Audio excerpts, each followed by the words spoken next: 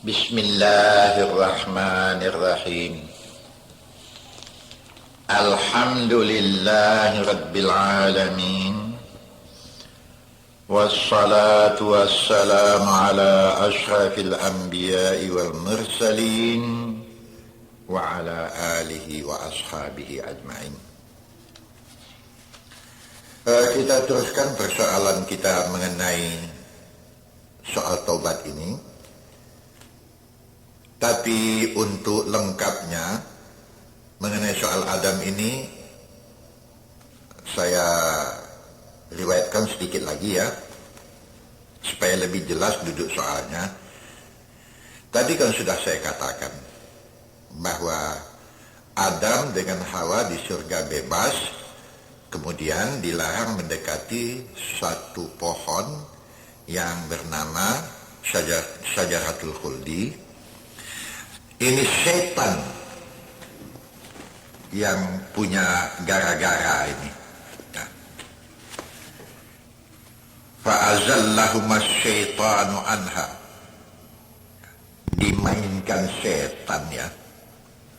Akibatnya fa'akhrajahuma. Ihbitu ya, diusir. Fawaswasa. Digoyangkannya perasaan. Was-was itu kan goyang perasaan di dalam. Ditipu oleh setan.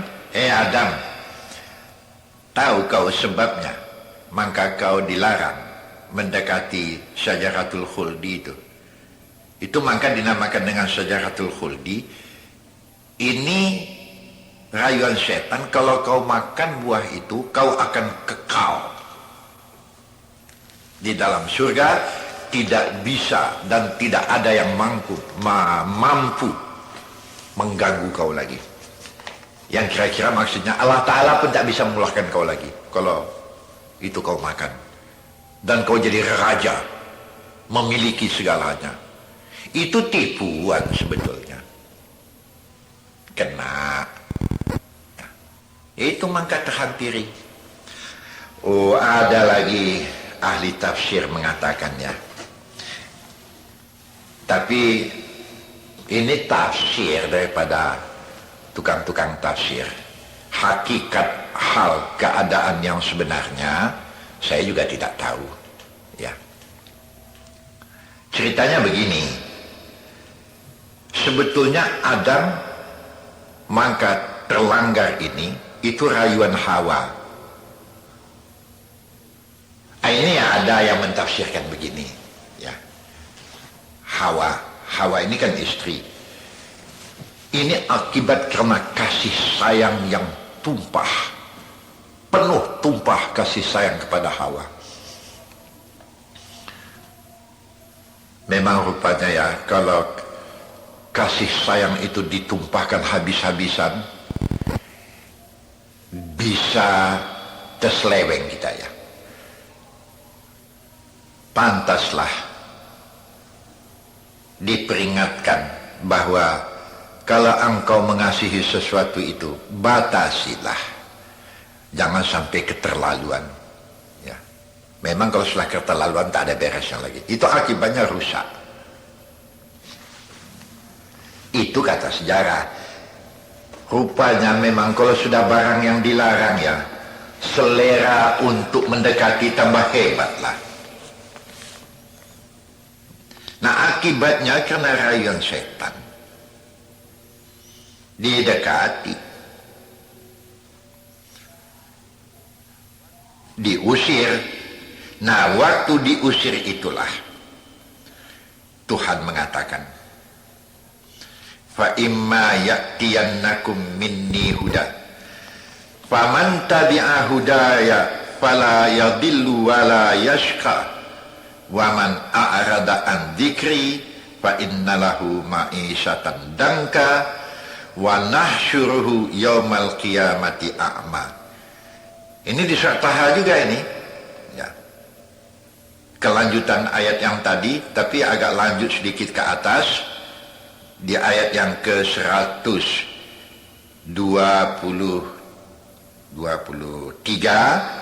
124 itu kita jumpai ayat diusir. Adam sadar dengan kesalahannya. Apalagi yang biasa mewah senang, tak campak ke dunia, menderitalah. Yang tadi dihidangkan saja makanan, sekarang harus berusaha, dan nilai nikmatnya itu pun jauh di bawah. Orang di hadis Bukhari kita jumpai yang mengatakan masa nikmat yang didrop oleh Allah ke muka bumi hanya 1%.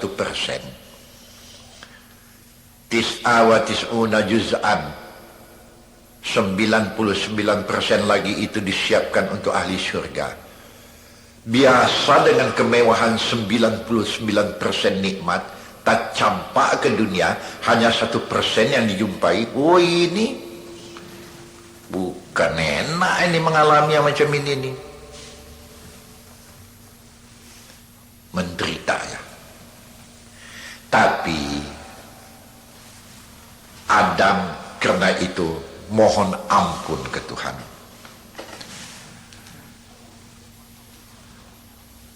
Diterima Allah, permohonan ampun itu diterima Allah. Tapi untuk itu fa imma ya'tiyannakum minni huda, untuk dapat kembali ke surga di ayat Taha yang saya sebutkan tadi ya, fa imma ya'tiyannakum minni huda, nanti akan saya berikan petunjuk yang akan memimpin engkau hingga engkau dapat kembali ke surga nanti. Famanittara'a hudaya, kalau diikutlah petunjuk saya itu, ya engkau tidak akan sesat lagi, ya, tidak akan rusuh lagi. Tapi waman a'rada an dzikri, sudah ku bagi petunjuk, tapi masih juga tidak diacuhkan, fa innalahu ma'isyatan dangka, engkau akan menghadapi kehidupan yang serba meruwetkan di dunia. Wa nahsyuru yaumal qiyamati a'ma, bahkan nanti waktu dibangkitkan di bumi mahsyar aku butakan kau, karena di dunia kau pun buta. Wah, inilah yang selalu saya nasihatkan. Kalau memang sudah terperbuat kesalahan, tobat. Adam nenek kita bertobat, diterima Tuhan, bukan tidak. Fataba alaihi innahu huwat tawwabur rahim. Ya, keterusan di surat Al-Baqarah yang kita jumpai bahasa taubat Ibrahim diterima, di antaranya di ayat yang ke-37 ya, tidak silap mudah-mudahan 37 ya, yang dimulai dari fatalaqa adamu mir rabbihi kalimatin fataba alaihi. Adam menjumpai cara permohonan minta ampun ke Tuhan dengan beberapa kalimat, bertobat dia dengan membaca kalimat yang diajarkan Allah itu, dan Allah menerima tobat. Allah pengasih penyayang. Ini sampai juga untuk kita sekarang.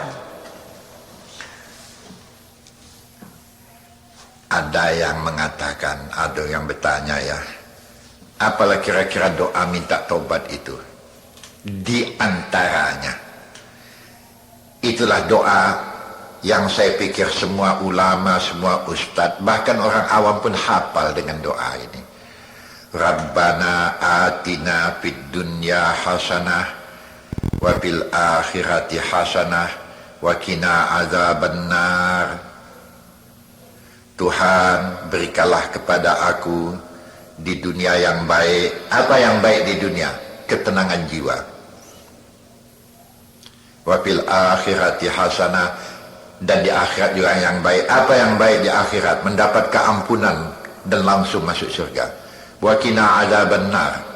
Kalau keampunan tidak dapat, rasakan azab neraka. Tuhan, lepaskan saya daripada azab neraka.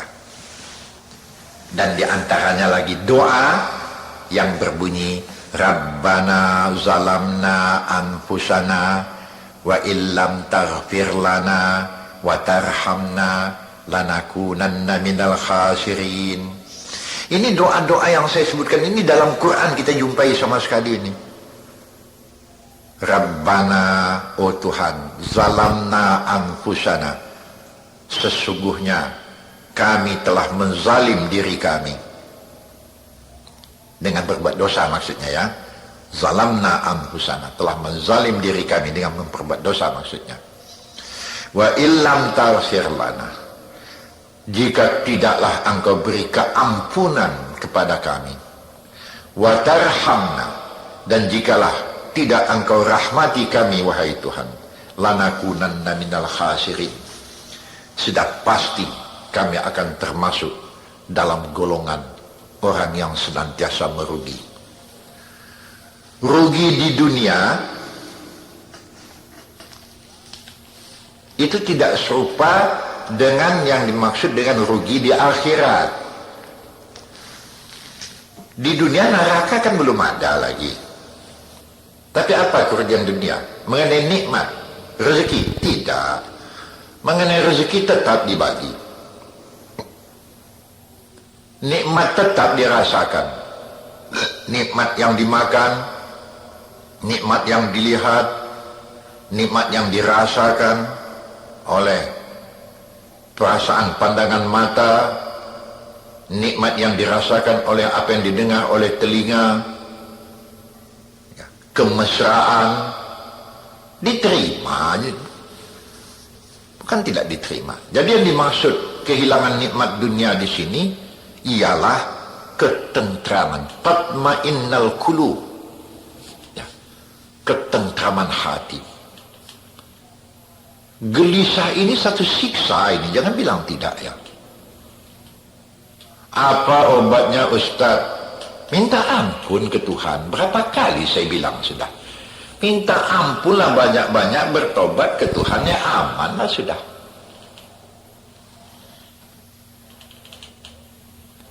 Caranya bagaimana Ustaz? Taubatan nasuha. Taubatan nasuha maksudnya sungguh-sungguh. Ya, betul-betul.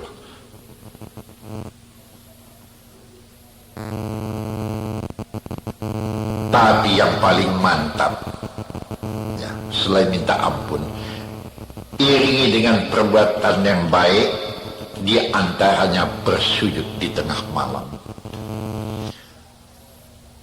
Kemana-mana ini saya tekankan, bersujud di tengah malam, tahajud namanya, itu mententramkan jiwa ya. Ada satu orang datang ke rumah. Ini fakta ya. Dia datang ke rumah. Tak usah saya ceritakan apa sebabnya. Menangis meraung, dua laki bini. Datang dengan penuh kemegahan. Ya. Yang bersangkutan kalau mendengar ini senyumlah dia. Waktu itu bagaimanalah begini-begini hati saya ini. Ada dosa yang kalian bikin barangkali, saya bilang. Jujur-jujurlah bicara ini. Betul pula diceritakannya sebab-sebabnya. Bagaimana? Oh, syarat taubat ada ya. Di antara syarat taubat, di antaranya selain daripada betul-betul meminta ampun kepada Tuhan, di antara syarat taubat, kalau duit orang pernah ditipu, datangi orang yang kita tipu itu, kembalikan duitnya. Oh, belum mampu mengembalikannya, sekurang-kurangnya minta maaf. Akui, saya bayar kembali, bilang. Kalau dimaafkannya, tak usah dibayar kembali, alhamdulillah, sudah hebat ini. Apa yang tak tenang jiwa itu? Bawa bersujud tengah malam. Di samping itu bawa bersujud. Kadang-kadang saya kelabaan juga dengan pertanyaan orang ini. Ada duit orang saya larikan Ustaz, tapi orang itu tak tahu saya lagi. Entah kemana dia. Bukan melah semaknya hati saya. Itu dosa saya, Ustaz. Bagaimana akalnya, Ustaz? Orangnya tak tahu lagi. Enggak. Ahli warisnya pun tak tahu. Ada akal yang baik untuk menenteramkan jiwa. Berapa banyak duit yang dilarikan Tempo Dulu itu?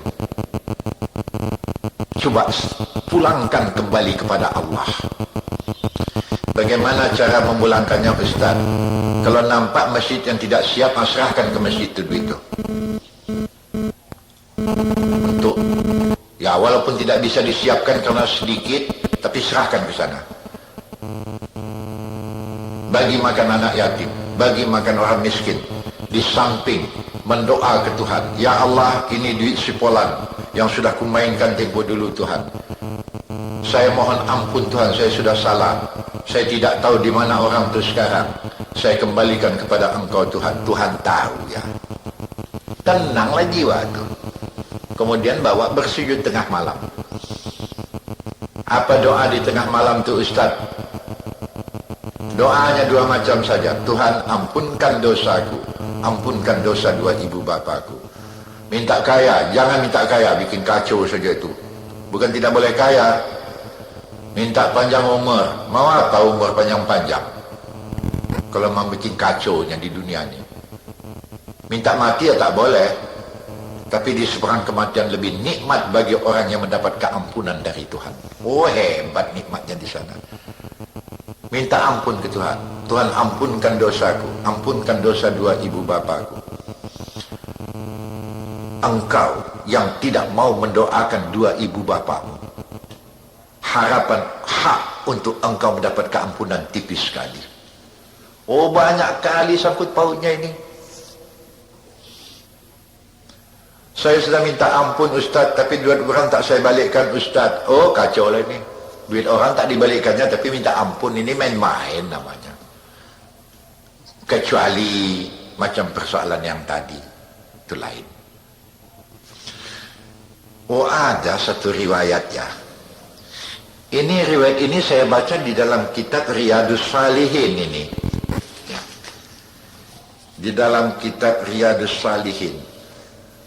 Ya. Hadis yang diriwayatkan ya. Panjang ini hadis oleh dari Abi Sa'id bin Malik bin Sinanil Khudri. Panjang hadisnya ini. Boleh saya ceritakan saja isinya ya. Tak usah saya bacakan lagi. Bunyi hadisnya tak usah saya bacakan. Riwayat Bukhari Muslim ini. Nah begini.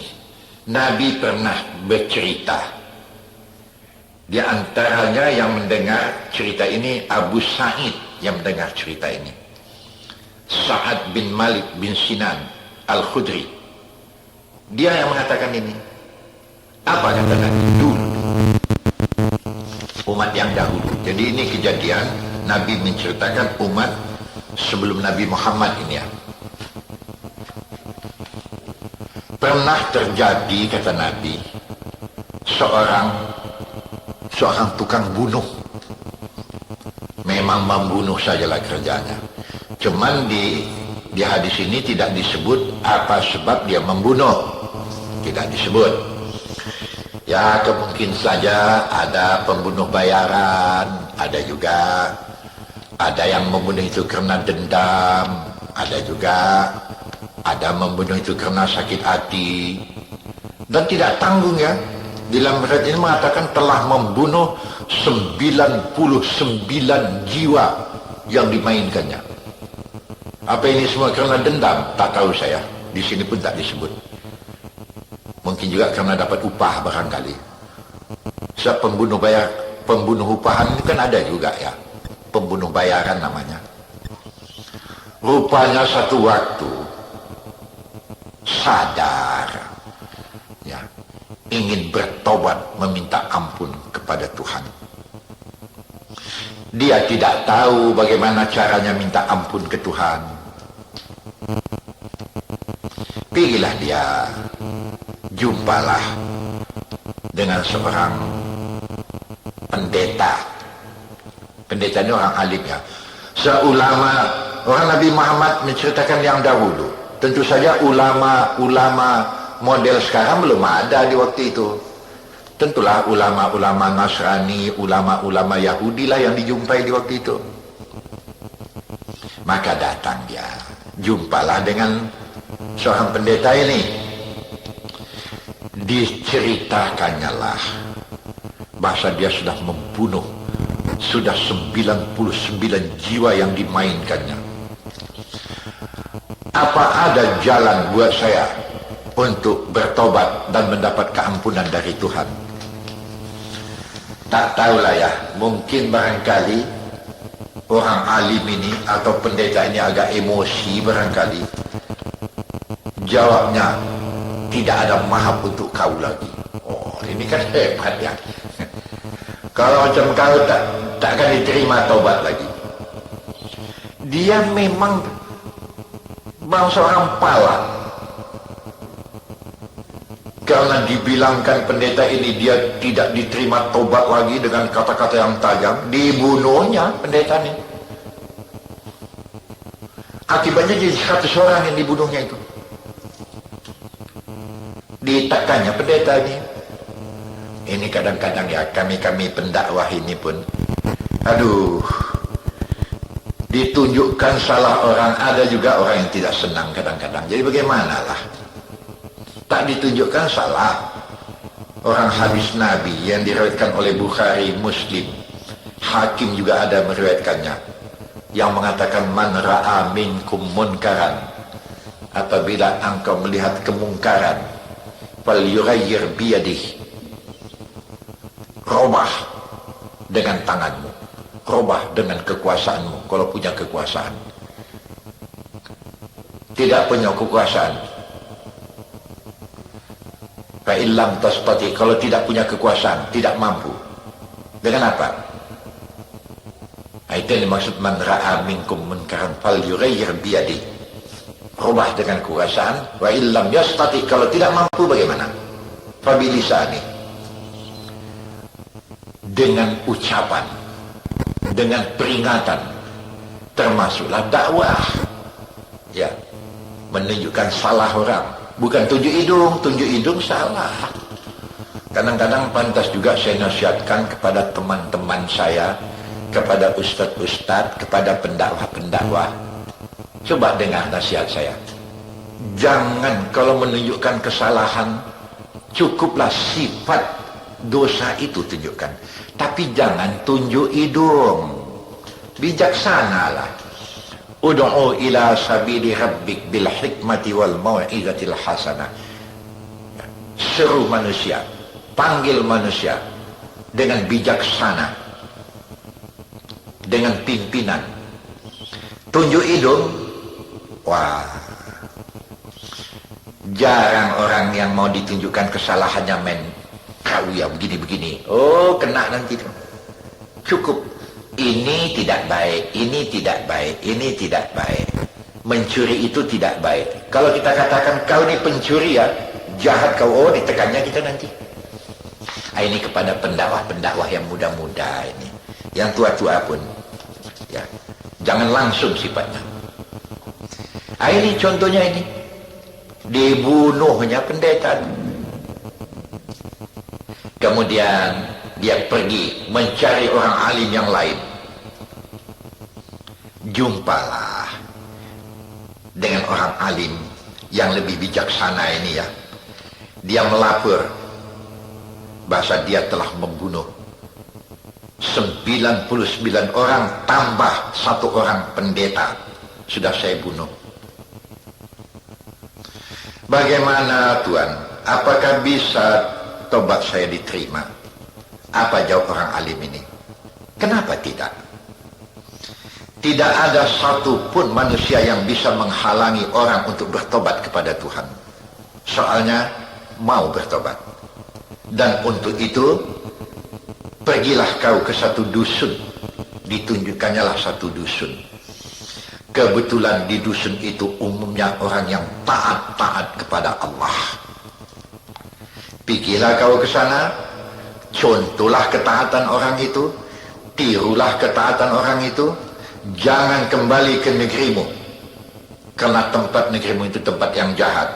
Tentu saja yang dimaksudnya, jangan kembali berbuat jahat kembali. Pergilah orang itu. Di tengah jalan, belum sampai ke tempat yang dituju, mati pula dia. Wah, ini perlu juga saya komentar sedikit ya.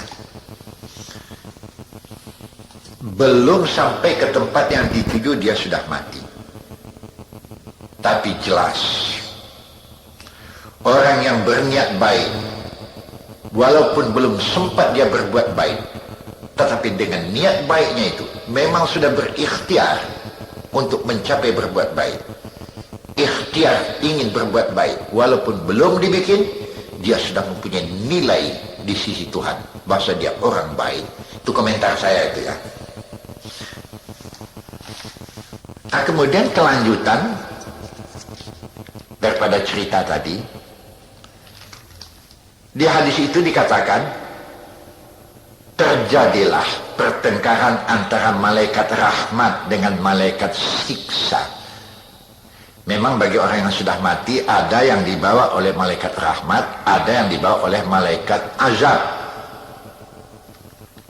Kata malaikat rahmat, saya yang akan membawanya. Seorang yang dibawa oleh malaikat rahmat sudah pasti akan mendapat bahagia, karena dia telah berjalan menuju untuk bertobat kepada Allah.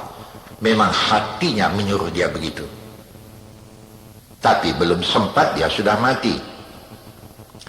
Apa kata malaikat azab, malaikat tukang siksa? Dia belum pernah membuat kebaikan. Memang niat ada, tapi berbuat belum. Jadi kata malaikat azab, saya yang akan membawanya. Kata malaikat rahmat, saya yang akan membawanya. Nah, di dalam hadis yang diriwayatkan Bukhari Muslim yang saya katakan tadi, ini saya baca di dalam kitab Riyadhus Shalihin ya. Di situ kita jumpai ini. Apa? Karena bertengkar yang dua ini, datanglah satu malaikat yang lain. Di hadis itu dikatakan berbentuk sebagai bentuk manusia, bertindaklah sebagai juri, ya, menengahi pertengkaran antara malaikat azab dengan malaikat rahmat tadi. Begini saja, atau saya kalian bertengkar, coba ukur antara dusun yang ditinggalkannya tempat dia bikin maksiat dengan dusun yang ditujunya, di mana dia mau bertobat dan membuat kebaikan. Diukurlah. Kenyataan, bahasa waktu diukur, lebih dekat dia kepada dusun yang baik, yang ditujunya untuk bertobat. Kira-kira sejengkal begitu. Maka oleh si juri malaikat tadi mengatakan, kalau begitu taubatnya sudah diterima oleh Allah. Malaikat rahmatlah yang berhak membawanya. Ini riwayat yang saya baca dalam kitab Riyadhus Shalihin. Saya dapat mengerti ya. Mungkin ini kata-kata balaghah. Ya. So ada juga yang mentafsirkan, dikatakan bahasa bumi, jarak dari negeri yang jahat ke tempat dia mati dipendekkan oleh Allah, dikecutkan oleh Allah. Ya. Jarak ke tempat yang baik dipanjangkan oleh Allah. Ini kata riwayat, kebenarannya saya pun tidak tahu. Ya, ini untuk pedoman bagi kita ya, bahasa tidak ada tobat yang tidak diterima Tuhan. Ya, sampai di sini. Mudah-mudahan kita berjumpa lagi pada lain waktu. Assalamualaikum warahmatullahi wabarakatuh.